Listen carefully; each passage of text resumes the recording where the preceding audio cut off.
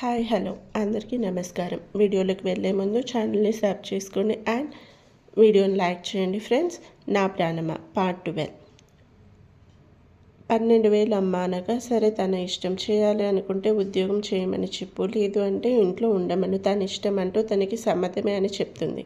తల్లి ఒప్పుకుంది అని ఆనందంగా అచ్చు వైపు చూడగా థ్యాంక్స్ అని చిన్నగా చెప్పి కూరలు 2 రకాలు వండేసి తన వరకు కొంచెం అన్నం పెట్టుకుని బాక్స్ కూడా కట్టేసుకుని రూమ్లోకి వెళ్ళి తను రెడీ అయింది అచ్చు. భుజాన బ్యాగ్ తగిలించుకుని వంటగదిలోకి వెళ్ళి బాక్స్ పెట్టుకొని హాల్లో ఉన్న దేవేందర్కి ఇంకా సునందకు వెళ్ళి వస్తాతో పాటు పాదాలకు నమస్కారం కూడా చేస్తుంది. సునంద తన వైపు చూడకుండా ఈరోజు సాయంత్రం త్వరగా వచ్చే అమ్మాయి, నీకు ఆరుకి ఫస్ట్ నైట్ అని చెప్పి అక్కడి నుండి వెళ్తున్న భర్తను చూసి ఇక వెళ్ళు అంటుంది.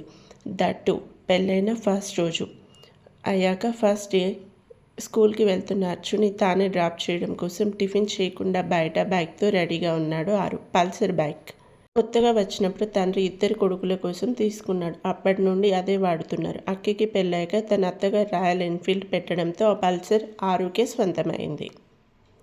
ఇప్పుడు అర్చుని తీసుకొని వెళ్తూ బండి మీద అమ్మ ఏమైనా అందా అని అడుగుతాడు. ఏమనలేదు అని చెప్పి నైట్కి ఉన్న కార్యం గురించి తన బైక్ దిగి లోపలికి వెళ్తూ చెప్తుంది. అవునా అని ఆనందంగా అలానే నిల్చున్న ఆరుకి స్కూల్లో పిల్లాడిని వదిలి వస్తున్న ఫ్రెండ్ కనిపించి, రే ఆరు, పెళ్లి చేసుకున్నావంట ఎవరికీ చెప్పకుండా అని అడుగుతాడు అతని ఫ్రెండ్ ఆరుని. చేసుకున్నా అంటూ చెప్పి ఇద్దరూ కాసేపు మాట్లాడుకున్న తర్వాత ఎవరి దారిలో వాళ్ళు వెళ్ళిపోయారు. వారు ఇంటికి వచ్చేసరికి టిఫిన్ చేస్తున్న అక్కి అన్విని చూసి ఆరోహి కూడా పక్కనే ఉండడంతో వెళ్ళి కూర్చున్నాడు.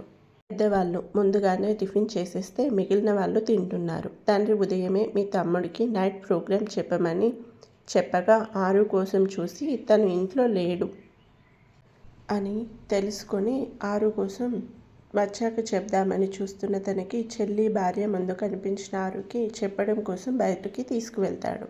ఆరు, ఏంటి నీ ప్రోగ్రామ్స్ ఈరోజు అంటూ అడిగి నథింగ్ అని ఫస్ట్ నైట్ గురించి అచ్చు చెప్పింది గుర్తు చేసుకుని చాలా ఇంపార్టెంట్ ప్రోగ్రామ్ ఉంది అంటాడు. వీడికి మ్యాటర్ తెలియక అంటున్నాడు అనుకొని, రే ఏమున్నా క్యాన్సిల్ చేసుకో, నీతో ఒక విషయం చెప్పాలి అంటాడు. రే అంటూ పక్కన అన్విని చూసి, అన్నయ్య ఎందుకు అని బిక్కముఖం వేసుకుని అడుగుతాడు. ఎందుకు అంటే ఎలా చెప్పాలి అనుకొని అలానే ఇడ్లీలు తినే వరకు వాదించి బయటికి లాక్కు వెళ్ళి చెప్తాడు. ఫైనల్లీ నేను చెప్పిన ఇంపార్టెంట్ పని కూడా అదేరా అని వివరించి రూమ్ డెకరేట్ చేసుకోవాలి అంటాడు. ఆఫీస్ వెళ్ళేది లేదుగా అనగానే నో వెళ్ళాలి అంటాడు. వెళ్తావు అని అడగ కార్లో అన్నాడు. కార్ తీసుకువెళ్తా అని ఇంట్లోకి వెళ్ళి తన థింగ్స్ తీసుకుంటూ ఆఫీస్కి కనుక డ్రెస్ని సెట్ చేసుకుని సెంట్ అప్లై చేసుకుని బ్యాగ్ని చేతిలో పట్టుకొని తల్లికి చెప్పి వెళ్ళిపోతూ ఉంటే, అన్నయ్య నన్ను కాలేజ్లో డ్రాప్ చేయి అంటుంది రోహి. ఓకే వచ్చే అంటూ కార్ తీశాడు ఆరు. అంటే ఆరుకి జాబ్ వచ్చాక కొద్ది రోజులకే వెహికల్ తీసుకున్నాడు. బైక్ని లోకల్లో వాడుకుంటున్నాడు. ఇంట్లో వాళ్ళు ఒక్కొక్కరుగా బయటికి వెళ్ళిపోతే అక్కికి అర్చి వండుకోగా మిగిలిన రైస్ అందరి కోసం తను వండిన కర్రీ పెట్టి ఇస్తుంది అన్వి. రోజులా లేని చట్నీ టేస్ట్కి వంట చేసిన అత్తగారు కాదు అని తెలుస్తున్న అర్చనని ఊహించక రోజు ఒకేలా రావు కదా వంటలు అని అక్కి అని బాక్స్ని అందించి బుగ్గ మీద ముద్దు పెట్టించుకుంటుంది. ఇంట్లో మిగిలింది సునంద అన్వీలు. అయితే పై ఫ్లోర్లో రెంట్కి ఉంటున్న సాంకేత్ వచ్చి టీ అని పిలిచి ఈ నెల అద్దె అని ఇస్తాడు. సాంకేత్ పెళ్ళైన అబ్బాయి, భార్య పుట్టింటికి వెళ్తే ఒక్కడే ఉంటున్నాడు. ఇల్లు ఖాళీ చేసి షేరింగ్ రూమ్ ఫ్రెండ్స్తో ఉండొచ్చు. అలా ఉంటే తన భార్య వచ్చాక రూమ్ దొరకడం కష్టం అవుతుంది. అందుకే రెంట్ ఇస్తూ అప్పుడప్పుడు ఇంటికి వస్తూ ఎక్కువ తన ఫ్రెండ్స్ రూమ్లోనే ఉంటాడు.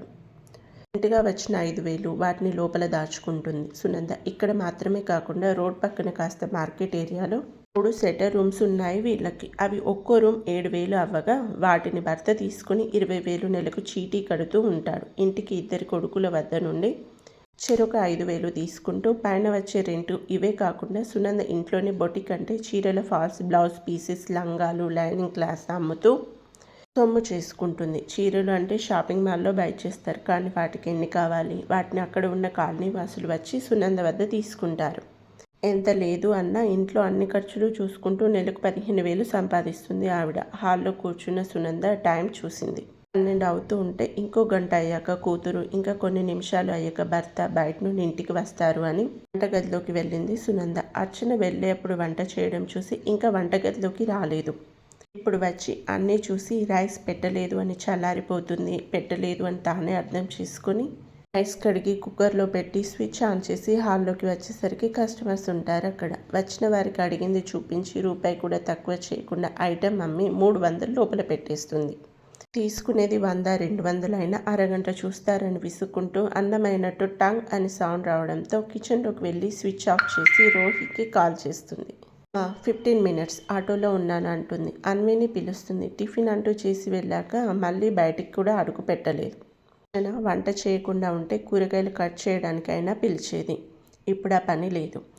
వంటతో పాటు గిన్నెలు కూడా కడిగింది కనుక పెద్ద కోడల్ని పిలవలేదు. అది కాకుండా శ్రావణ మాసం అని ఏదో ఒకటి కావాలి అని కస్టమర్స్ రావడంతో సునందకి టైం తెలియలేదు. సాయంత్రంకి రూమ్ రెడీ చేసుకోవడం కోసం మధ్యాహ్నం ఇంటికి వచ్చిన ఆరుని చూస్తున్నా సునందని హాయ్ మమ్మీ అంటాడు. రోజు సాయంత్రం 6 గంటలు అయ్యాక ఇంటికి వచ్చే కొడుకు ఈరోజు త్వరగా రావడం వెనక ఆంతర్యం తెలుస్తూ ఉంటే మీ అన్నయ్య చెప్పాడా అని అడుగుతుంది. అచ్చు చెప్పింది అంటే బాగోదు అని అవునమ్మా అంటాడు. ఉదయమే గిన్నెలు కడిగే ఆవిడ వచ్చినప్పుడు ఆరు రూమ్ కూడా కడిగించి బెడ్షీట్ మార్పించిన ఆవిడ మాట్లాడకుండా హాల్లో కూర్చొని టీవీ చూస్తుంది. తల్లి ముందే కొన్ని కవర్స్ లోపలికి తీసుకువెళ్తూ తలదించుకుని ఉంటే నుండి కనిపిస్తున్న పూల రంగులేమిటో ఆమెకు వేరే చెప్పాల్సిన అవసరం లేదు. సంతోషమని ఆవిడ చూసి కూడా చూడనట్టు ఉంటే ఆమె చూడలేదు అని ధైర్యంగా లోపలికి వెళ్ళిపోతాడు. కొడుకు చూసి ఆమెలో ఆమె నవ్వుకుంటూ ఉంటే వస్తాడు దేవేందర్. భార్యమణి నవ్వుకు కారణం ఏంటో అడిగి అతను కూడా నవ్వుకుంటూ ఇంటికి వచ్చిన రోహి అమ్మ ఆకలి అంటుంది. కాళ్ళు చేతులు కడుక్కొని రమ్మని చెప్పి అన్విని కూడా పిలుస్తుంది. టైం చూసి 1:30 అవ్వడంతో ఇప్పుడు వెళ్తే వాళ్ళకి నేను వడ్డించాలి, నేనేమో పనిదానిలో చివరిన తినాలి అని సునంద పిలుస్తున్నా విననట్టు బెడ్ మీద మరోవైపు తిరిగి కళ్ళు మూసుకుంది. ఎంత పిలిచినా రావడం లేదు అని సునందని రూమ్లోకి వెళ్తే పడుకున్నట్టు నటిస్తున్న అన్విని చూసి తను నిజంగానే పడుకుంది అనుకొని టైం పాడు లేవు పిల్లకి, తిన్నాక పడుకుంటే అయిపోయేది కదా అనుకుంటూ డోర్ని క్లోజ్ చేసి డైనింగ్ టేబుల్ దగ్గరికి వచ్చి ఆరుని పిలిచి నలుగురు కలిసి తింటారు. పెద్ద కొడుకు చెప్పినా కూడా తండ్రిగా సాయంత్రం 6 తర్వాత ఎక్కడికి వెళ్ళకు ఆరు అని చెప్పి పెరుగు వేసుకుంటూ ఆవకాయ ఇమ్మని అంటాడు సునందన్. సరే నాన్నగారు అని బుద్ధిగా తల ఊపి టైం చూస్తాడు. ఇంకా 2 కూడా కాలేదు. ఇప్పుడు పడుకుంటే నైట్కి హుషారుగా ఉండొచ్చు అనుకుని నేను కాసేపు పడుకుంటా అమ్మా, నన్ను డిస్టర్బ్ చేయకు అని అతని రూమ్లోకి వెళ్ళి పూలు అమర్చిన బెడ్ మీద కాకుండా నేల మీద పడుకున్నాడు ఆరు. సాయంత్రం 5 అవ్వగా అర్చన ఇంటికి వచ్చింది. ఆరుకి ఫోన్ చేసింది కానీ అతను లిఫ్ట్ చేయకపోవడంతో నడుచుకుంటూ ఇంటికి వచ్చింది. తను ఉదయం కూడా నడిచే వస్తా అంది. బట్ ఆరుని ఈవినింగ్ నాకు కాల్ చేయి అన్నాడు. అందుకే ఒకసారి చేసింది. వాక్ చేసినా 10 నిమిషాలే అని నడుచుకుంటూ వచ్చింది. అర్చన ఇంటికి రాగానే హాల్లో తన దగ్గర బ్లౌజ్ పీస్ల కోసం వచ్చిన వారితో మాట్లాడుతూ వారికి కావాల్సినవి చూపిస్తున్న సునందని ఎవరు ఆ అమ్మాయి అంటూ అడిగారు. సునంద మౌనంగా ఉంటే మీ చిన్నబ్బాయి పెళ్లి చేసుకుని తీసుకువచ్చింది తననే కదా అని మరో ఆవిడ అంటే మీకు ఇంతేనా, ఇంకా ఏమైనా కావాలా అంది. వాళ్ళు తీసుకున్న వాటికి డబ్బులు ఇచ్చి చెప్పకుండా పెళ్లి చేసుకున్న అమ్మాయి మాత్రం లక్షణంగా ఉంది అంటారు ఇద్దరు. అదే మాట రూమ్ నుండి బయటకు వస్తున్న అన్వి చెవిలో చేరింది. సునంద వారి మాటకు రూపం బాగుంది అంతే, కాసులు లేవక్కడ అని చిల్లర తిరిగేస్తూ అంది అచ్చు మనసు నొచ్చుకునేలా. అర్చనకి సునంద మాట బాధ అనిపించిన ఆమన్నది నిజమే కదా అని తలదించుకొని అచ్చు రూమ్లోకి వెళ్తూ ఉంటే అమ్మాయి అని పిలిచింది సునంద. అప్పటికి వచ్చిన వాళ్ళు కూడా వెళ్ళిపోయారు. అందం గురించి అర్చన్ని పొగిడిన అత్తగారు అన్న మాటకి అన్విలో గర్వం వచ్చింది. అయినా అత్తగారికి ఇష్టమైన కోడలు తానే కదా అనుకుంది. అర్చన్ని పిలిచి ఫస్ట్ నైట్కి చీర ఇచ్చి స్నానం చేసి ఈ చీర కట్టుకొని రూమ్లో ఉండు, భోజనం అక్కడికే పంపిస్తా అంది. ముందైతే కాస్త టీ పెట్టి సాయంత్రం పూట ఇల్లు వాకిలి ఊడ్చు అని ఇంట్లో ఉన్న అన్వికి కాకుండా అప్పుడే వచ్చిన అర్చనకి చెప్పింది. అలాగే అత్తయ్య అని రూమ్లోకి వెళ్ళి బ్యాగ్ని పక్కన పెట్టి బయటకు వచ్చి వాకిలి కాస్త ఊడ్చి లోపలికి వచ్చి ఒక్కో రూమ్ ఊడుస్తూ అక్కి వాళ్ళ రూమ్కి కాకుండా వెళ్తుంటే పిలిచి అది వాళ్ళ బెడ్రూమ్, నువ్వెందుకు, తను చేసుకుంటుంది అని మిగతా రూమ్లు ఊడ్చేయి అంది. సునంద కడుపు అయినా మరి మంచి చెడు అయితే తెలుసు, అందుకే చెప్పింది. పెద్ద కొడుకులకైనా చెప్పచ్చు, చెప్తే తన రూమ్ హాల్ ఒక్కడే ఊడ్చి అయిపోయింది, మిగతావి వారి రూమ్స్, అందులోకి వెళ్ళి చేయడం నాకు ఇష్టం లేదు అని ముఖం మీదే చెప్పింది. ఇక సునందకి తప్పక తానే ఊడ్చుకోవాల్సి వచ్చింది. గిన్నెలు తోమడానికి, ఉతికే బట్టలు బయట వేస్తే మిషన్లో వేసి ఆరేయడానికి మాత్రమే మనిషిని పెట్టింది. ఇంట్లోకి పనివాళ్ళు రావడం సునందకి ఇష్టం ఉండదు, కాస్త పట్టింపులు ఎక్కువ. అందుకే ఆరు తను ప్రేమించింది తమ క్యాస్ట్ అమ్మాయి అని ధైర్యం చేసి పెళ్ళైతే చేసుకున్నాడు. కొద్ది రోజులు కోపం ఉంటుంది. తర్వాత అమ్మ ఒప్పుకుంటుంది అని అతని విశ్వాసం. అర్చన ఊడ్చేస్తుంది అని తాపిగా కూర్చున్న అన్వికి అత్తగారి మాటకి చేసేదాన్ని చేయనివ్వకుండా చేసింది. అయినా మారం ఊడిస్తే ఏమయ్యేది? ఒక్క రూమ్కి అనుకుని చీపురు అర్చన పక్కన పెట్టగానే చెత్త చాట చీపురు తీసుకుని విసివిసా లోపలికి వెళ్ళి ఊడ్చేసి బయటకు వచ్చి పెరట్లోకి వెళ్ళింది. అర్చనని కాళ్ళు చేతులు కడుక్కొని కాస్త టీ పెట్టు అని అత్తగా ఆజ్ఞ జారీ చేశాక అర్చన అలానే చేసింది. తనకి ఆ పనులన్నీ అలవాటే. తను పుట్టింట్లో ఉండగా కూడా స్కూల్ నుండి ఇంటికి వెళ్ళగానే ఇవే చేసేది. అందుకే తనకి ఇబ్బందిగా లేదు సునంద చెప్తున్న పనులు. అన్వికి కూడా టీ ఇచ్చి తను ఒక కప్ తీసుకుని రూమ్లోకి వెళ్ళింది. ఇక సాయంత్రం వంట సునంద చేసిన కూరగాయలు తరగడం అన్వికి అప్పగించి తను చేస్తే వంట రుచి ఉండదు అని ఆమె చేస్తుంది. చీకటి పడుతున్న కొద్దీ బొటిక్లోకి కస్టమర్స్ వస్తూ ఉంటే వారిని చూసుకుంటూ వంట ముగించి చెమటలు పట్టిన తను రూమ్లోకి వెళ్ళి ఫ్రెష్ అయి వచ్చింది సునంద. అన్వి రుసరుసలాడుతూ గదిలోకి వెళ్ళి అన్నీ నాతో చేయించకపోతే కొత్త కోడల్ని పిలిచి చేయమని చెప్పొచ్చు కదా, ఎంత శోభనమైతే పని చేయకూడదు అన్నారా అని అత్తని తోడి కోడల్ని తిట్టుకుంటూ కూరగాయలు తరిగే అప్పుడు కొంచెం కోసుకున్న వేలు చూసుకొని ఉఫ్ ఉఫ్ అంటుంది. అప్పుడే బోనులో చిక్కుకోవడానికి వచ్చిన ఎలుకల అక్కి ఇంట్లో నుండి గదిలోకి రావడం చూసి ఊ అంటూ వేలును పట్టుకొని రాగం ఎత్తుకుంది. అనవసరంగా వచ్చినట్టు ఉన్నాను అని మనసులో అనుకుంటూ పైకి మాత్రం అన్వి అంటూ దగ్గరికి వచ్చి అడుగుతాడు ప్రేమగా. చూడు అక్కి అని కట్టైన వేలు చూపించి మీ అమ్మ నాతో అంటూ పని చేయించింది. ఆ కొత్త కోడల్నేమో రూమ్లో ఉండు భోజనం కూడా పంపిస్తా అంది అంటూ తనని పిలవకుండా తనకే పనంతా చెప్పింది అని చాడీలు చెప్తుంది. అన్వి ఇప్పుడు నీ బాధ చేతికి తగిలిన కత్తి గురించా, లేక అమ్మ పనంతా నీకు చెప్పి తనకి చెప్పలేదు అనా అంటాడు సూటిగా. తన వేలును నోట్లో పెట్టుకొని అంటూ అక్కి వైపు చూడగానే ఓకే ఓకే ఇప్పుడు హాస్పిటల్కి వెళ్దామా?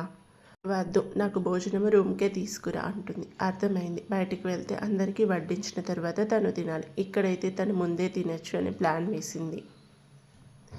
మనసులో అనుకున్నాడు. టైం 9 అవుతూ ఉంటే అందరి భోజనాలు ముగిసి రోహి గదిలో అర్చన ఉంటే ఆరు తల్లి చెప్పినట్టు హాల్లోని సోఫాలో కూర్చున్నాడు. భోజనం గదికి వచ్చిన అత్తగారు పిలవడంతో బయటికి రాక తప్పలేదు అన్వికి. ఆ ఇష్టంతోనే బయటికి వచ్చింది. ఫ్రిడ్జ్లో ఉన్న మల్లెపూలు తీసి కొన్ని తనకిచ్చి మరికొన్ని అర్చనకి పెట్టు అంది.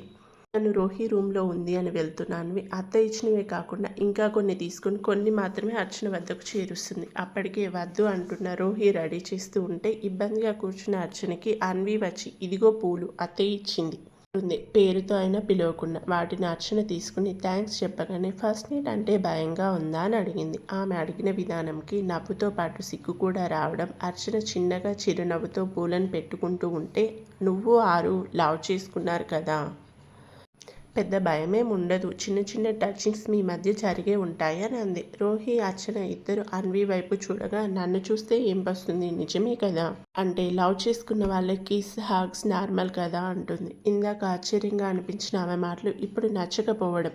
అక్క నేను ఆరు లవ్ చేసుకున్నాం, కానీ మీరు అనుకున్నట్టు కాదు, మాది ప్రేమ, కోరిక లేదు. ఇద్దరం ఒకరికి ఒకరు మనసులో చోటు ఇచ్చి అది ఎలా అంటే మన జీవితం ఎవరిని అయితే మన భాగస్వామి చేసుకోవాలి అనుకుంటుందో అలా, అంతేకాని మరోలా కాదు అంటుంది. అవును మీరు అన్నట్టు కాదు, కానీ మాకు కాస్త చనువైతే ఉంది. దాన్ని అడ్వాంటేజ్గా తీసుకొని ఆరు కానీ నేను కానీ ఎప్పుడూ ముందుకు వెళ్ళలేదు. మాది ప్రేమ, ప్రేమ మాత్రమే, వ్యామోహం కాదు అని అన్వితో అనగానే అర్చన అలా చెప్పడం తనకి నచ్చలేదు. ఓకే సునంద పిలవడంతో తనని తీసుకొని వెళ్ళారు. హాల్లోని సోఫాలో ఆరు పక్కన కూర్చోమని చెప్పి ముందుగా సునంద అర్చు ఒడిలో పండ్లు స్వీట్స్ పెట్టి తర్వాత అన్విని కూడా అలానే చేయమని మరోసారి ఆమె చేసి ముందుగా ఆరుని రూమ్లోకి వెళ్ళమని ఆమె కొంగులో ఉన్నవి నువ్వు నీ భర్త మాత్రమే తినాలి అని చెప్పి నెక్లెస్ చేతికిచ్చి వెళ్ళు అంటుంది. మగవాళ్ళు ఎప్పుడో రూమ్లోకి వెళ్ళిపోయారు. అక్కి ముందే వెళ్ళి బెడ్ మీద పడుకొని కాలు మీద కాలు వేసుకుని ఉంటే జడలో 4 మూరల మల్లెలతో రూమ్లోకి వచ్చి అక్కి అంటూ పిలుస్తుంది గారంగా. ఆ ఒక్క పిలుపుకు అక్కి మెల్ట్ అయి టెంప్ట్ అయితే అతని గుండెల్లో ఒదిగిపోయింది అన్వి. అర్చు వచ్చేసరికి బెడ్ మీద ఉన్న ఒక్కో మల్లె వాసన చూస్తున్నారు. తల తిప్పి చూశాడు ఆమె వైపు. చేతిలో పాల గ్లాస్, తల్లో పూలు. లైట్గా రోహి వేసిన మేకప్ వద్దు అనడంతో లిప్స్టిక్ అద్దకపోయిన ఎర్రగా ఉన్న పెదాలు, మెడలో పసుపు తాడు, ఇంటికి తెల్ల చీర, పెద్ద అలంకారణం లేకున్నా కొట్టొచ్చినట్టు కనిపించే అందం అతన్ని ఊరిస్తూ ఉంటే వెళ్ళాడు దగ్గరికి. రోజుల పరిచయం ఇద్దరి మధ్య ఉన్న ఒక షేక్ హ్యాండ్ మినహా ఎటువంటి టచ్లు లేవు ఇద్దరికి. ఇప్పుడు పెళ్ళై ఒకే గదిలో ఇద్దరు ఉండడం మాటల్లో చెప్పలేని ఆనందమైంది. ఇద్దరిలో ఒకరిని ఒకరు చూసుకుంటూ అలానే ఉన్నారు. Support me please.